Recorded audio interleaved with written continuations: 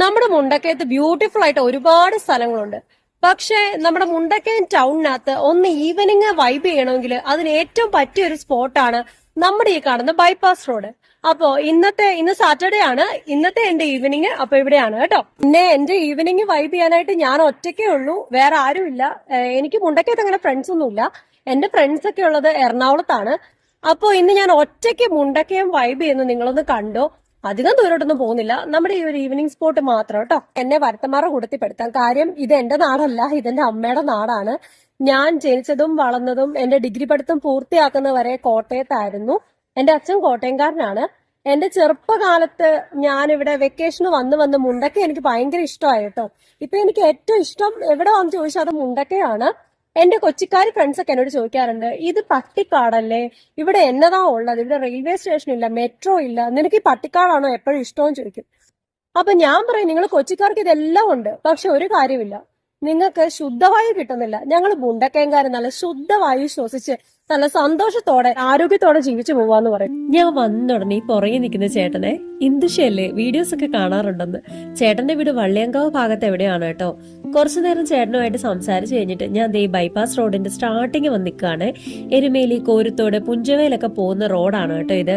Opposite കാണുന്ന ഈ ഒരു ചെടിക്കടയും അതുപോലെ തന്നെ ഈ ഒരു പച്ചക്കറി വണ്ടിയും ഒക്കെ ഉണ്ടല്ലോ, കുറെ നാളായിട്ട് ഞാൻ കാണുന്നുണ്ട്.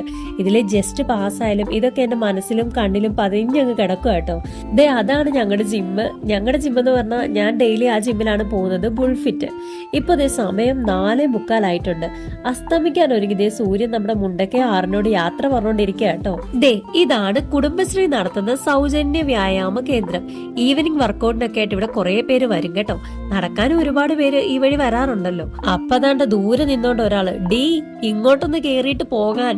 ഇതാണ് സജിനി ചേച്ചി, പുഞ്ചയിലുകാരിയാണ് കേട്ടോ. എന്റെ നല്ലൊരു ഫ്രണ്ടാണ് കേട്ടോ ചേച്ചി. ഈ പുഞ്ചയിൽ ഇടയ്ക്കിടയ്ക്ക് പോകുമ്പോഴേക്കും ചേച്ചിയുടെ കടയിൽ പോയി ഞാനിങ്ങനെ കുത്തിയിരിക്കാറുണ്ട്. പിന്നെ ചേച്ചിയുടെ മോളും എന്റെ അനിയനും ഭയങ്കര കൂട്ടുകാരുമാണ് കേട്ടോ. നല്ല സമയമാണ് നീ വന്നേ. ഞങ്ങള് പാർട്ടിക്കാരുടെ പരിപാടിക്ക് വേണ്ടി പായസം തയ്യാറാക്കുക. ദേ ഓർഡർ ഉണ്ട്, നീ വന്ന് ഇതിന്റെ വീഡിയോ ഒന്ന് കവർ ചെയ്തേ. അങ്ങനെ പറഞ്ഞ് ഞാൻ അതിന്റെ വീഡിയോയും കവർ ചെയ്തു. ഷുഗർ കട്ട് ആയതുകൊണ്ട് ഞാൻ പായസം കുടിച്ചില്ല, ഒരിത്തിരി ടേസ്റ്റ് ചെയ്തത് മാത്രമേ ഉള്ളൂ കേട്ടോ. പിന്നെ നമ്മുടെ നാട്ടിലെ അമ്മമാർക്കും ചേച്ചിമാർക്കും ഒക്കെ ഇതുപോലൊരു കൂട്ടായ്മയുള്ള എത്ര നല്ലതാണല്ലേ. ഇതൊക്കെ ഒരു സന്തോഷത്തിന്റെ ഭാഗമല്ലേ. മാനസികമായിട്ടുള്ള സമ്മർദ്ദങ്ങളും കുടുംബ പ്രശ്നങ്ങളും ഒക്കെ ഉള്ള അമ്മമാർക്ക് മാനസികമായിട്ടൊരു സന്തോഷവും കിട്ടും, അതുപോലെ അവർക്കൊരു വരുമാന മാർഗവും ആകും. അപ്പൊ ഞാൻ ഇവിടെ വന്നു കഴിഞ്ഞപ്പം നല്ലൊരു കാപ്പിയും പിന്നെ ഒരു പഴംപൊരിയും വാങ്ങി കേട്ടോ. ഇത് കണ്ടോ, ഡയറ്റ് ഒക്കെ ആയതുകൊണ്ട് ഞാൻ 1 മാസത്തിന് ശേഷമാണ് ഇപ്പൊ പഴംപൊരി കഴിക്കുന്നത്.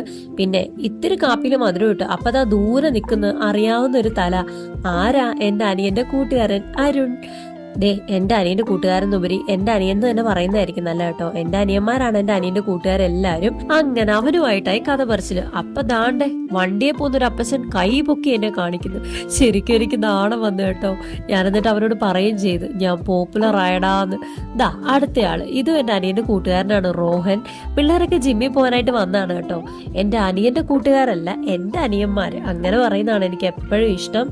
അവന്മാര് പോയി കഴിഞ്ഞപ്പോ ഞാൻ ദേ കോസ്വേ പാലത്തിന്റെ മേലെ ഭാഗത്ത് വന്നിട്ടുണ്ട് കേട്ടോ. ദാ മാതാ ചിക്കൻ കടയും അതുപോലെ മദീന ഇറച്ചിക്കടയും ഒക്കെയാണ് കേട്ടോ. ശരി ഞായറൊക്കെ ആയിക്കഴിഞ്ഞാൽ ഭയങ്കര തിരക്കാ. അത് പിന്നെ ഇത്തിരി ഇറച്ചിയൊക്കെ ഇല്ലാതെ മുണ്ടക്കയംകാർക്കൊരു ഞായറാഴ്ചയോ അല്ലേ. പിന്നെ മീനിനും ഒട്ടും കുറവൊന്നുമില്ല, രണ്ടും ഇവിടെ നല്ല രീതിയിൽ അങ്ങ് പോവും. ഞാൻ ഓർക്കുന്നുണ്ട് പണ്ട് എൻ്റെ അച്ഛൻ പറയുന്നത് അമ്മയോട്, നിങ്ങൾ കിഴക്കമല കിടക്കുന്നവരെല്ലാം ഉണക്കമീൻകാരാന്ന്. അതിലൊക്കെ ഒത്തിരി മാറ്റം വന്നു കേട്ടോ. ഇവിടെ നല്ല മീനും ഇറച്ചിയൊക്കെയാണ് നല്ല ലാവിഷായിട്ടാണ് മുണ്ടക്കയംകാർ ജീവിച്ചു വരുന്നത്. ദേ അങ്ങോട്ടൊന്നും നോക്കിക്കേ, ഇന്ന് കണ്ടയിൽ ഏറ്റവും മനോഹരമായിട്ടുള്ള കാഴ്ച. മേയാൻ വിട്ട പോത്തുകുട്ടികളെ അഴിച്ചോണ്ട് പോകുന്ന 2 മിടുക്കന്മാര്. കൂട്ടുകാരാണോ സഹോദരങ്ങളാണോ ഒന്നും അറിയത്തില്ല. അമ്മ ഉത്തരവാദിത്തത്തോടെ പറഞ്ഞു വിട്ടാണ് കേട്ടോ. അതിലൊരു കുരുപ്പാണെ പോത്തിന്റെ മേളിൽ ചാടി കയറിയിരുന്ന് കാലം പോകുന്ന പോലെ നല്ല മാസ് പോക്കൊക്കെ ആയിരുന്നു കേട്ടോ.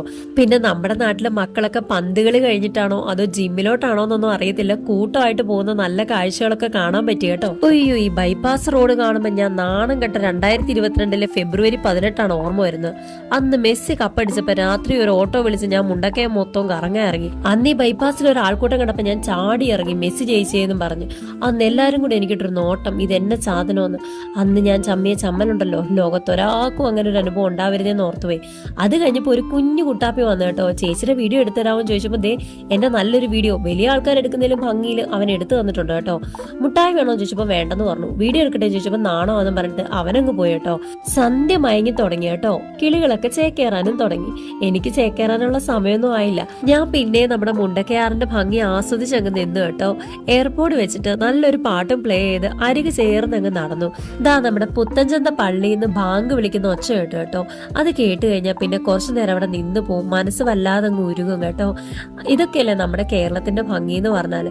അമ്പലവും പള്ളിയും മോസ്കും മതേതരത്വവും പരസ്പര സ്നേഹവും ഇതൊക്കെ തന്നെയാണ് നമ്മുടെ കേരളത്തിനെ മറ്റു സംസ്ഥാനങ്ങളിൽ നിന്നും വേർതിരിക്കുന്നതും. അപ്പോ ദാ നോക്ക്, സൂര്യൻ ദാ മുങ്ങി. പടിഞ്ഞാറ് ഭാഗം മൊത്തം സ്വർണം വെതറിയിട്ട് സൂര്യൻ പതുക്കെ അങ്ങ് മുങ്ങി തുടങ്ങിയിട്ടുണ്ട്. ഇനി അധികം നേരം നിന്നിട്ട് കാര്യമില്ല. അപ്പൊ ഞാൻ പതുക്കെ അങ്ങ് നീങ്ങുവാണ്. ഇവിടെ വന്ന് നിൽക്കുമ്പോൾ എനിക്ക് ഫീൽ ആവുന്നതേ കൊച്ചി മറൈൻ ഡ്രൈവിൽ പോയിരിക്കുന്ന ഒരു ഓർമ്മയാണ് കേട്ടോ. പക്ഷെ മുണ്ടക്കയത്തിന്റെ സുഖം കൊച്ചിയിൽ കിട്ടത്തില്ല. കിഴക്കിന്റെ കവാടമായ നമ്മുടെ മുണ്ടക്കയത്ത് ഇനിയും ഒരുപാട് നല്ല നല്ല കാഴ്ചകളുണ്ട്. എന്നെ കൊണ്ട് പറ്റുന്ന പോലൊക്കെ ഞാൻ വീഡിയോസ് ഇടുന്നതായിരിക്കും.